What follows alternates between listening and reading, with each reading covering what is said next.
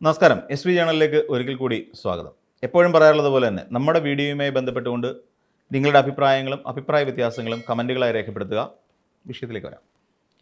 നമ്മുടെ സംസ്ഥാനത്ത് നടക്കാൻ പാടില്ലാത്തതോ കാണാൻ പാടില്ലാത്തതോ ആയ കാഴ്ചകളാണ് കഴിഞ്ഞ ദിവസം സംഭവിക്കുന്നത്. തിരുവനന്തപുരം സെൻട്രലിൽ മത്സരിക്കുന്ന കരമന ജയൻ എന്ന് പറയുന്ന ഒരു നേതാവുണ്ട്, BJPയുടെ നേതാവ്. പിന്നെ മറ്റൊരാൾ നമുക്കെല്ലാവർക്കും അറിയാം, സുധീർ കരമനയാണ് അവിടെ മത്സരിക്കുന്ന അവിടുത്തെ CPM നേതാവായിട്ട് അവിടെ മത്സരിക്കുന്നത് എന്ന് നമുക്കറിയാം. അല്ലെങ്കിൽ ഇടത് മത്സരാർത്ഥിയായിട്ട് അദ്ദേഹം മത്സരിക്കുന്നു. എന്തുകൊണ്ടാണ് കേരളത്തിൽ ഇങ്ങനെ ഒരു കാണാൻ പാടില്ലാത്ത കാഴ്ച എന്ന് പറയുന്നത്? അഘോരി എന്ന് പറയുന്ന സ്വാമി, അഘോരികൾ എന്ന് പറയുന്ന ഒരു ആൾക്കാരുണ്ട്. ഈ അഘോരികളുടെ ഒരു പ്രത്യേകത എന്ന് വെച്ച് കഴിഞ്ഞാൽ, അഘോരികൾ ദിഗംബരന്മാരാണ്. അത് വസ്ത്രം ധരിക്കാറില്ല. അതിന് പകരം ഈ ചുടലഭസ്മം ശരീരമാസകലം പുരട്ടി ആ രീതിയിൽ ഒരു പ്രത്യേക വേഷവിധാനത്തോടു കൂടിയൊക്കെ നടക്കുന്ന സ്വാമിമാരാണ് ഈ പറയുന്ന അഘോരികൾ എന്ന് പറയുന്നത്. കേരളത്തിൽ അങ്ങനെയുള്ള സ്വാമിമാരെ ഒന്നും കാണാറില്ല. കേരളത്തെ സംബന്ധിച്ചിടത്തോളം നമ്മുടെ സംസ്കാരം വേറൊന്നാണ്. നമുക്കിപ്പോൾ ഈ പറയുന്ന പോലെ ചില സ്വാമിമാരുടെയോ ആൾദൈവങ്ങളുടെയോ ഒക്കെ പോയി നിന്നുകൊണ്ട് തല കുമ്പിട്ട് താണുകീണ് വണങ്ങിയിട്ട് വോട്ട് ലഭിക്കേണ്ട ഒരു സ്ഥിതിവിശേഷം തൽക്കാലം കേരളത്തെ സംബന്ധിച്ചിടത്തോളം ഇല്ല എന്നുള്ളത് വാസ്തവമാണ്. എന്നാൽ നമ്മൾ ഒരു പ്രവണതയിലേക്കാണ് പോകുന്നത്, ഒരു ട്രെൻഡിലേക്കാണ് പോകുന്നതെന്ന് നമ്മൾ പറയേണ്ടി വരും. എന്ത് ട്രെൻഡാണ് എന്ന് ചോദിച്ചു കഴിഞ്ഞാൽ അത്ര നല്ല ട്രെൻഡല്ല എന്ന് തന്നെ പറയേണ്ടി വരും. ഇപ്പോൾ നമുക്കറിയാം, ഈ അഘോരികളുടെ ഒരു പ്രത്യേകത എന്ന് പറഞ്ഞാൽ തുണി ഉടുക്കാത്ത സ്വാമിമാരാണ് ഇവരെല്ലാം. വിവസ്ത്രന്മാരായിരിക്കും. കാര്യം ദിഗംബരന്മാരെന്ന് പറയും, ദിക്ക് അമ്പരമാക്കിയവർ എന്നാണ്. ഈ ചുറ്റുമുള്ള 4 ദിക്കുകളെയും വസ്ത്രമായി ധരിച്ചുകൊണ്ട് നടക്കുന്നവരെയാണ് ഈ ശരിക്കും അഘോരികൾ എന്ന് പറയുന്നത്. അവർക്ക് വസ്ത്രമൊന്നും അവർക്ക് ധരിക്കുന്ന ഇഷ്ടമല്ല. പിന്നെ അത്യാവശ്യം അവർ ലഹരിയൊക്കെ ഉപയോഗിക്കുന്ന ആളുകൾ തന്നെയാണ് എന്നുള്ള കാര്യത്തിൽ യാതൊരു സംശയമില്ല. അപ്പോൾ അദ്ദേഹം കഴിഞ്ഞ ദിവസം മാധ്യമപ്രവർത്തകരുടെയൊക്കെ മുന്നിലൂടെ അവരിങ്ങനെ കടന്നു പോകുന്ന സമയത്ത് ഇങ്ങനെ ഒരു സ്വാമിമാരെല്ലാം കൂടെ ഒരു കാറിലിങ്ങനെ വരുന്നു. കാറിലിങ്ങനെ വന്ന് നിർത്തുന്ന സമയത്ത് മാധ്യമപ്രവർത്തകർ ചോദിച്ചു, എന്തിനാ വന്നത്? ഞങ്ങൾ UP നിന്ന് വരികയാണ്, ഉത്തർപ്രദേശിൽ നിന്ന് യോഗി ആദിത്യനാഥ് പറഞ്ഞിട്ടാണ് ഞങ്ങൾ ഇവിടേക്ക് എത്തിയത്, കേരളത്തിലേക്ക് വരുന്നത്. എന്തിനാണെന്ന് ചോദിച്ചാൽ, ഇവിടുത്തെ ഇത്തവണ 2026 മത്സരിക്കുന്ന എല്ലാ BJP നേതാക്കന്മാരെയും അനുഗ്രഹിക്കാനും ആശീർവദിക്കാനും വേണ്ടിയിട്ട് അവിടെ ഉത്തർപ്രദേശിൽ നിന്ന് കുടിയേറി വന്ന സ്വാമിമാരാണ് ഞങ്ങളെന്നാണ് പറയുന്നത്. നമ്മൾ മനസ്സിലാക്കേണ്ട ഒരു കാര്യമുണ്ട്. നമ്മളുടെ കേരളത്തിൽ കാലാകാലങ്ങളായിട്ട് തെരഞ്ഞെടുപ്പ് നടക്കുന്നുണ്ട്. ഇപ്പം ഇത്രയും വർഷക്കാലമായി നമ്മുടെ കേരളത്തിൽ തെരഞ്ഞെടുപ്പ് നടക്കുന്നു. ഈ തെരഞ്ഞെടുപ്പിനിടയിൽ എപ്പോഴെങ്കിലും ഈ രീതിയിലുള്ള ഒരു സ്വാമിമാരാരെങ്കിലും വന്നിട്ട് അനുഗ്രഹിക്കുന്നത് നമ്മൾ കണ്ടിട്ടുണ്ടോ?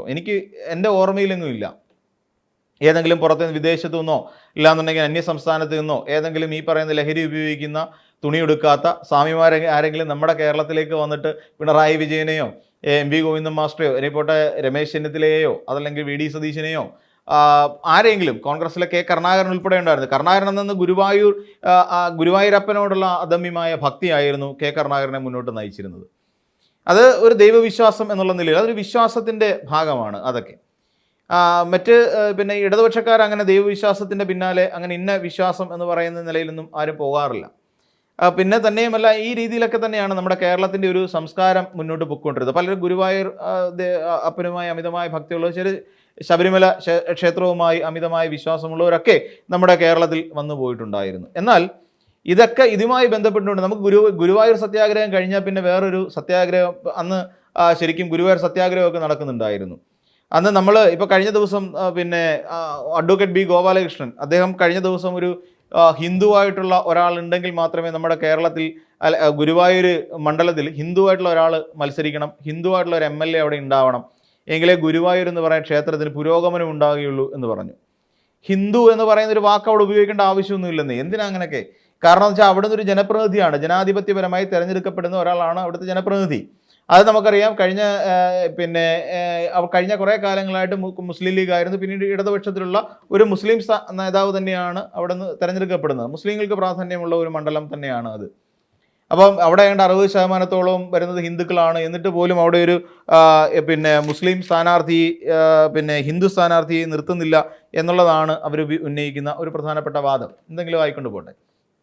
അങ്ങനെ ഈ പറയുന്ന ഒരു BJP അങ്ങനെ പറയുമ്പോഴും വർഷങ്ങൾക്ക് മുൻപ് എല്ലാ ഹിന്ദുക്കൾക്കും അവിടെ പ്രവേശനം ലഭിക്കുന്നതിന് വേണ്ടിയിട്ട് അവിടെ സമരം ചെയ്യുകയും അതിനുശേഷം അവിടെ കയറി മണിയടിക്കുകയും ചെയ്ത ഒരാൾ നമുക്കെല്ലാവർക്കും അറിയാം ആരായിരുന്നു എന്നുള്ള കാര്യം. അപ്പോൾ അവിടെ കയറി ആദ്യമായി മണിയടിക്കുകയും ചെയ്തു. അദ്ദേഹം തന്നെ അന്ന് പറഞ്ഞൊരു കാര്യമുണ്ടായിരുന്നു. അന്ന് ഈ മണിയടിച്ച അദ്ദേഹത്തെ അവിടെ കൊണ്ടുവന്ന് ഉപദ്രവിക്കാൻ തുടങ്ങി അദ്ദേഹം.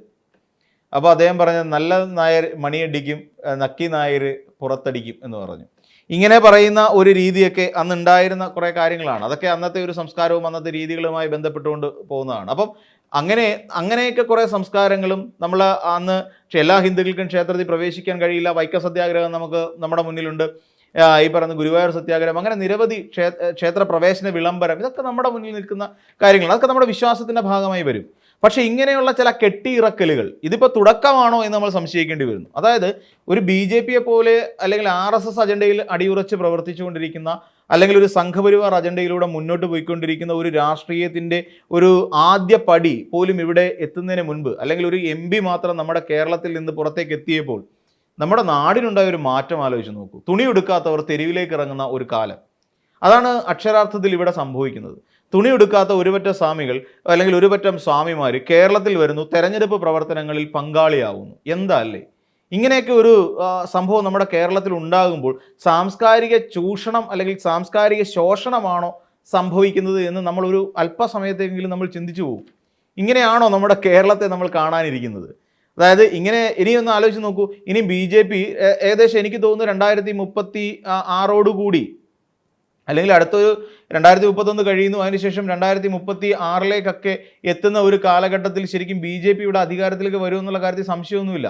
അല്ലെങ്കിൽ അവർ പ്രതിപക്ഷത്തേക്ക് എത്തുമെന്നുള്ള കാര്യത്തിൽ യാതൊരു സംശയമില്ല, ഒരു സംശയമില്ല. കാരണം എന്താണെന്ന് ചോദിച്ചു കഴിഞ്ഞാൽ ഇവിടെ കേരളത്തിൽ BJP കവർന്നെടുക്കാൻ ശ്രമിക്കുന്നത് എന്താണെന്ന് നമുക്ക് എല്ലാവർക്കും അറിയാം. BJP കവർന്നെടുക്കാൻ ശ്രമിച്ചുകൊണ്ടിരിക്കുന്നത് കോൺഗ്രസിൻ്റെ പൊസിഷനാണ്. അല്ലാതെ നമുക്ക് അറിയാം ഇവിടെ BJPയെ സംബന്ധിച്ചിടത്തോളം അവരുടെ ടാർഗറ്റ് ലക്ഷ്യമെന്ന് പറയുന്നത് CPM അല്ല. BJPയെ സംബന്ധിച്ചിടത്തോളം അറിയാം CPM എന്ന് പറയുന്ന ഒരു സംഘടനയുടെ അതിൻ്റെ ബലം കൊണ്ട്, അതായത് CPM എന്ന് പറയുന്ന രാഷ്ട്രീയ പാർട്ടിയുടെ സംഘടനാ ബലം കൊണ്ട് CPMനെ അത്ര വേഗം തകർക്കാൻ കഴിയില്ല എന്നുള്ള കാര്യം കൃത്യമായി അറിയാവുന്ന ഒരു ആൾക്കാർ തന്നെയാണ് ഈ BJPക്കാർ. നമ്മൾ മനസ്സിലാക്കേണ്ട അവിടെയാണ്. CPMൻ്റെ സംഘടനാ ബലമുണ്ട്. ആ സംഘടനാ ബലം ഉള്ളത് കൊണ്ട് തന്നെ CPMനെ തകർക്കുക എളുപ്പമല്ല. അതായത് ഒരു സെക്രട്ടറി ആണെങ്കിൽ ആ സെക്രട്ടറിയെ ചുറ്റിപ്പറ്റി നിൽക്കുന്നവരാണ് ലക്ഷോപലക്ഷം വരുന്ന ഇവിടുത്തെ പ്രവർത്തകർ. CPMനെ തകർക്കുന്ന പാടായിരിക്കും. ഇവിടെ എളുപ്പത്തിൽ തകർക്കാൻ കഴിയുന്ന ഒരേ ഒരു രാഷ്ട്രീയ പാർട്ടി കോൺഗ്രസ് ആണ് എന്നുള്ള കാര്യം BJPക്ക് നന്നായിട്ട് അറിയാം.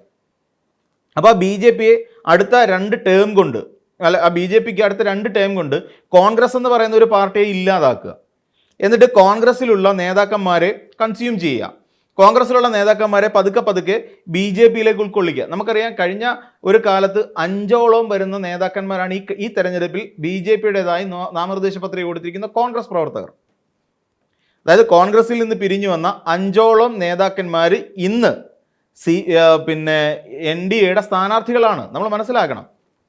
അപ്പോൾ ഇങ്ങനെ ഈ കോൺഗ്രസിനെ കൊണ്ട് BJP വളർത്തിക്കൊണ്ടുവന്ന് ഒടുവിൽ കോൺഗ്രസിനെ തട്ടിക്കുടഞ്ഞ് ഏതെങ്കിലും മണ്ണിനകത്തിട്ട് മൂടുക എന്ന് വെച്ചാൽ അടുത്ത 2036 എന്ന് പറയുന്ന ഒരു കണക്കിലേക്ക് എത്തുമ്പോൾ, 2036 ഉള്ള കണക്കിലേക്ക് എത്തുമ്പോൾ ഇവിടെ ശരിക്കും സംഭവിക്കാൻ പോകുന്ന കാര്യം, ഇവിടുത്തെ പ്രധാന പ്രതിപക്ഷം എന്നുള്ള നിലയിലേക്ക് BJP ശക്തി പ്രാപിക്കുന്ന ഒരു കാഴ്ച നമ്മൾ കാണേണ്ടി വരും. ഈ BJP ശക്തി പ്രാപിക്കുന്ന ആ ഒരു സമയം എത്തുമ്പോഴേക്കും നമ്മുടെ കേരളത്തിൽ തുണി ഉടുക്കാത്ത സ്വാമിമാരുടെ എണ്ണം കൂടിക്കൊണ്ടിരിക്കുമെന്നർത്ഥം. ഇവിടെ എന്തുകൊണ്ട് കോൺഗ്രസ് തകരുന്നു എന്ന് ചോദിച്ചു കഴിഞ്ഞാൽ ശക്തമായ സംഘടനാ സംവിധാനമില്ല, ദുർബലമായ സംഘടനാ സംവിധാനം. ഒരു നേതാവ് പറഞ്ഞാൽ 10 പേര് പോലും തികച്ചനുസരിക്കില്ല. ബാക്കി വരുന്ന 10 പേരിൽ 7 പേര് എതിർത്ത് വാദം പറഞ്ഞിരിക്കും. അത് കോൺഗ്രസിൻ്റെ ഒരു സംഘടനാ ദൗർബല്യമാണ്. അതുകൊണ്ട് തന്നെ 2036 ആകുമ്പോഴേക്ക് ഈ പറയുന്ന കോൺഗ്രസിൻ്റെ സ്പേസിലേക്ക് BJP എത്തിയിരിക്കും, UDFിൻ്റെ സ്പേസിലേക്ക് NDA വന്നിരിക്കും. ഇന്ന് UDFിലുള്ള പല ഘടകകക്ഷികളും NDA മുന്നണിയുടെ ഭാഗമായിരിക്കും, അല്ലെങ്കിൽ LDFിൻ്റെ ഭാഗമായി മാറുകയും ചെയ്യും. പിന്നീട് അങ്ങോട്ട് പോകുന്ന കാലത്ത് പ്രധാന മത്സരം നടക്കുന്നത് NDAയും LDFും തമ്മിലായിരിക്കും എന്നുള്ള കാര്യം സംശയമൊന്നുമില്ല. അതിന് വേണ്ട മുന്നൊരുക്കങ്ങളെല്ലാം ഇന്ന് BJP സംസ്ഥാന കമ്മിറ്റി ഓഫീസിൽ നടന്നുകൊണ്ടിരിക്കുകയാണ്. ഒരു സംശയമില്ല, കൃത്യമായി നടന്നുകൊണ്ടിരിക്കുക. അപ്പോൾ ഇനി ഇതങ്ങോട്ട് വന്നു കഴിയുമ്പോൾ അഘോരികൾ 1-2 പേരാണ് വന്നിട്ടുള്ളതെങ്കിൽ ഇനി വരുന്ന തെരഞ്ഞെടുപ്പുകളിലെല്ലാം, അടുത്ത ലോക്സഭാ തെരഞ്ഞെടുപ്പ് ആകുമ്പോഴത്തേക്ക് കേരളത്തിൽ 14 അല്ലെങ്കിൽ 20 ലോക്സഭാ മണ്ഡലങ്ങളിലും 20 അഘോരികൾ ഉണ്ടാവും. ഈ 20 അഘോരികളെ വെച്ചിട്ടായിരിക്കും തെരഞ്ഞെടുപ്പ് പ്രചരണങ്ങൾ നടത്തുക. ഇതൊക്കെ നമ്മുടെ കുട്ടികൾ കാണുമ്പോൾ അവസ്ഥയൊന്നും ആലോചിച്ച് നോക്കി. തുണി എടുക്കാതൊക്കെ ശിവൻകുട്ടി പറഞ്ഞല്ലോ, കുട്ടികൾ ഭയന്നു പോവില്ലേ? തെരുവിലൂടെ തുണി എടുക്കാത്ത ആളുകൾ നമ്മുടെ കേരളത്തിൻ്റെ തെരുവിലൂടെ നടന്നു പോകുന്ന കാഴ്ചയൊന്നാലും, അവർ സ്വാമിമാരാണെങ്കിലും എന്ത് തേങ്ങയാണെങ്കിലും, ആ അവസ്ഥ നമ്മളൊന്ന് ആലോചിച്ച് നോക്കൂ. എത്ര ഭീകരമായ ഒരു അവസ്ഥയിലേക്കാണ് നമ്മുടെ കേരളം എത്തിപ്പെടാൻ പോകുന്നത് നമ്മൾ ചിന്തിച്ചു നോക്കിയാൽ മതി. ഒരു സംഘപരിവാറിസം നമ്മുടെ കേരളത്തിൽ വളർന്നു കഴിയുമ്പോൾ വലിയ നമ്മൾ പോകുന്ന പുരോഗതിയിലേക്കല്ല, പറയുമ്പോൾ പുരോഗതി എന്നൊക്കെ പറയും, പക്ഷേ അതിനപ്പുറത്തേക്ക് നമ്മൾ പോലും അറിയാതെ നമ്മളുടെ തലയ്ക്കുള്ളിലേക്കും തലയ്ക്ക് മുകളിലേക്കും വളർന്നു കയറുന്ന ഒരു ആൾദൈവ സംസ്കാരത്തിൻ്റെ ആദ്യ സൂചനയാണ് നമ്മൾ കഴിഞ്ഞ ദിവസം തിരുവനന്തപുരത്ത് നിന്ന് കണ്ടതെന്ന് പറയേണ്ടി വരും. അതുതന്നെ ഇനി നമ്മുടെ കേരളത്തിൽ സംഭവിക്കാൻ പോവുകയാണെന്നേ. ഇത് ശരിക്കും പറഞ്ഞാൽ തടയപ്പെടേണ്ടതാണ്. ഈ പറയുന്ന രാജീവ് ചന്ദ്രശേഖർ പറഞ്ഞല്ലോ, അദ്ദേഹം ഡീസൽ അടിക്കാൻ കാശ് ചോദിച്ചാൽ 100 രൂപ കൊടുത്തു വിട്ടു. അതിനെക്കാട്ടി നന്നായിട്ട് അവിടെ നിന്നുകൊണ്ട് ഇങ്ങനെ അനുഗ്രഹ വർഷം ചൊരിയുന്നതിൻ്റെ ചിത്രങ്ങളൊക്കെ ഫേസ്ബുക്കിലും അല്ലാതെയും ഒക്കെ മാധ്യമങ്ങളിലൊക്കെ പുറത്തേക്ക് വന്നു കഴിഞ്ഞു. അഘോരികളും രാജീവ് ചന്ദ്രശേഖറും തമ്മിലുള്ള ബന്ധം. ഇതിനൊക്കെ അറ്റ്ലീസ്റ്റ് പിന്നെ NDA മുന്നണിയിലുള്ള കിറ്റക് സാബുവിനോട് ഒരു 10 ലുങ്കി എടുത്ത് കൊടുക്കാൻ പറയും ഇവർക്ക്. ഇവരെയൊക്കെ കേരളത്തിൻ്റെ നിരത്തിലൂടെ നടത്തണമെന്നുണ്ടെങ്കിൽ കിറ്റക് സാബു ഇപ്പോൾ NDAയുടെ ഭാഗമാണല്ലോ 2020. അയാൾ പോയിട്ട് അയാളുടെ കടയിൽ നിന്ന് അല്ലെങ്കിൽ അയാളുടെ പിന്നെ ഷോപ്പിൽ നിന്ന് അയാളുടെ ഫാക്ടറിയിൽ നിന്ന് ഈ പറയുന്ന അഘോരികൾക്കെല്ലാം ഒരു 10 ലുങ്കി സപ്ലൈ ചെയ്യുന്നേ. നിങ്ങൾ ചെയ്യേണ്ട ഏറ്റവും വലിയ പുണ്യപ്രവൃത്തി അതാണ് 2020യുടെ നേതാവ്. കാരണം ഈ നാട്ടിൽ കുട്ടികളുണ്ട്, സ്ത്രീകളുണ്ട്, ഇവരൊക്കെ അത്യാവശ്യം സംസ്കാര സമ്പന്നരായി തന്നെ ജീവിച്ചു പോകുന്ന ആളുകളാണ്. അപ്പോൾ അവരുടെ മുന്നിലേക്ക് ഇത്തരത്തിലുള്ള പേക്കോലങ്ങൾ ഇനിയും ഇറങ്ങി വരും. ഉത്തർപ്രദേശ് യോഗി ആദിത്യനാഥ് പറഞ്ഞു വിട്ടെന്നും നരേന്ദ്രമോദി അമിത്ഷായൊക്കെ പറഞ്ഞു വിട്ടെന്നും പറഞ്ഞുകൊണ്ട്. അപ്പോൾ അത്തരക്കാരെ ഉടുപ്പിക്കാൻ വേണ്ടി ഒരു 10 ലുങ്കി ഇവിടെ ഈ പറയുന്ന അങ്ങേര് ഇറക്കി, നമ്മുടെ കിറ്റക് സാബു ഇറക്കി കൊടുത്താൽ അത്രയും നല്ലത് എന്നാണ് എനിക്ക് പറയാനുള്ളത്. അപ്പോൾ മറ്റൊരു വീഡിയോയുമായി നമുക്ക് വീണ്ടും കാണാം.